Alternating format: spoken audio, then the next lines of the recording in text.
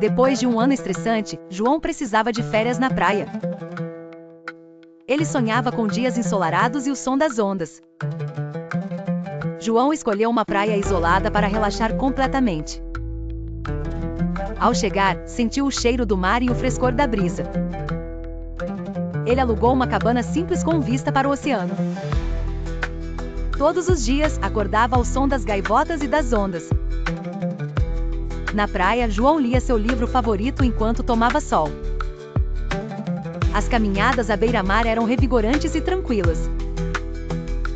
À noite, ele contemplava o céu estrelado e refletia sobre a vida. João aproveitou para experimentar frutos do mar frescos no vilarejo. Fez amizade com pescadores locais que lhe contaram histórias. Ele aprendeu a surfar, uma experiência desafiadora e divertida. As férias trouxeram paz e novas perspectivas para João. Ao voltar para casa, ele se sentia renovado e inspirado. Guardaria essas lembranças do mar e da areia para sempre. Prometeu a si mesmo retornar àquela praia paradisíaca.